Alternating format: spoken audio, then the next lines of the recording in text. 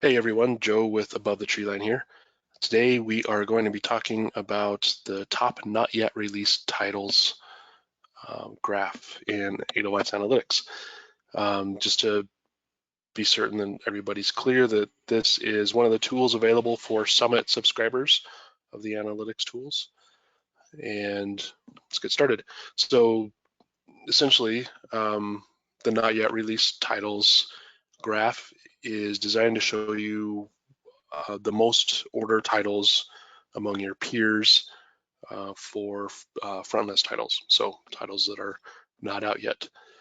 The most important part of this, I think, is to set the pub date to something that makes sense to you. My personal preference has always been, ever since Treeline started, way back when, has all with this with this specific tool, is to so right now it's the 13th of March. And so now is a great time to look at all the books that are coming out in April. And so you have a couple of weeks to set your pre-orders if you want to, if there's stuff that you missed. And so you have some time to react and you're not chasing things in April. So the easiest way to do that, well, the only way actually, is to come in and click on the gear here, and you can set your pub date range. So the kicker here is the include upper bound. So right now we're looking at anything that's published after today is what the graph is looking at, which is fine. And that's just, it's showing stuff now and it's showing stuff in September, if people have that going. So I am going to include an upper bound, and I'm going to change this to April 1st and the upper bound to the 30th. And 200 titles is fine. Minimum on hand 0 copies makes sense because none of these are going to be on hand anywhere. And I'm just going to go ahead and look at the entire indie trade market in the US. And of course, there's different ways to slice and dice these sorts of things if you like. And click out here and it's going to update. So in this case, the yellow slice of the pie are titles that are on order. So these are the ones that I have ordered. And then the slice in the red are titles that I have not ordered. Now, of course, these could be titles that I just didn't want to order. They don't fit my store. They're not something that looks interesting to me. I don't think my customers will care. Totally legitimate and worth a second look.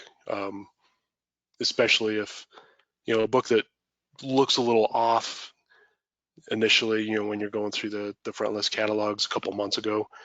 And then, all of your colleagues are like, that one looks pretty good. And I'm going to, or, maybe you looked at that catalog way in the beginning of the season and there's been a little traction since then. So this is a great way to catch those things. So if you want, you can scroll through like so. It's only 11 titles in this case, so a nice, easy list to look through. Something looks interesting.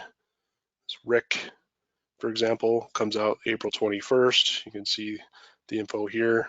It's on order in 42% of my peers, which is pretty good. So I'm going to go ahead and click in there and see some more information about it. Award-winning author of George, which is a great book. Topical and interesting. It's one I would probably want to order for my store, and I would assume that I had missed this originally, and so I would go to orders here and place it on an Ingram order and backlist it that way, or do another backup order with my Scholastic wrapper, however you want to do it. Of course, you can also, if you view titles in grid, you're going to see all this information along with the on order information here. So the ordered thing is, this shows total units ordered and the average units ordered. The average units ordered is usually the interesting part. So the Wild Robot, the average order is 7 copies. Figure the average order for most books is 1. So you're looking at people that are hitting up that Wild Robot pretty strong. But yeah, so just a little bit more information, and it's a great way to catch titles that you may have missed, or to take a second look at titles that you passed. I always, when I was a buyer, I always really like to get that extra level of information. Like I always like to say that I've never made a poorer decision based on having more information. At least to my knowledge, I haven't anyways. But it's definitely worth noting as well that you can, set a publisher imprint filter here. If you want to look at, HarperCollins titles only, you can do that. Or if you want to look at a specific category of titles, you can do that as well. It's just a nice, quick way for you to kind of click around and again, see what you missed. In a sense, it's a little bit like crowdsourcing your buy. So you're able to see, I keep saying the stuff that you may have missed, but also, like I always stress, like when you're a buyer, it feels like you have to be somewhat of an expert on a little bit of everything, and that's pretty hard to do, and it's hard to do it well. Although that is sort of the job, but you do have tools available to you that help you, fill in your weaknesses. If you're not super strong on history titles, you can go and check out some history front list and see which titles you may have missed there. Most buyers are really pretty weak on fantasy and science fiction titles. It's a genre that gets overlooked a lot, so that's usually a good spot to go and look. My favorite anecdote about this particular graph was, years ago, the last George R.R. Martin book came out in hardcover.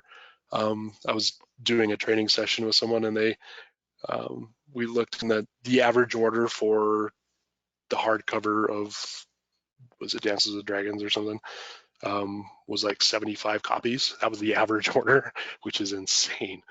But they had ordered 3, which is not enough, frankly. So they, upped their order to 10, and I just emailed them to check on how they were doing, and they said that they only ran out the second day instead of the first day. Yay. But yeah, so again, it's a little bit of more information so you can make wiser decisions. The way that this works, though, just to keep in mind that this is based on your on order in your point of sale system. So its accuracy is dependent on you having your front list orders imported into your point of sale system, which at this point, hopefully you've done that for titles that come out next month, frankly. Not everybody's great about doing that,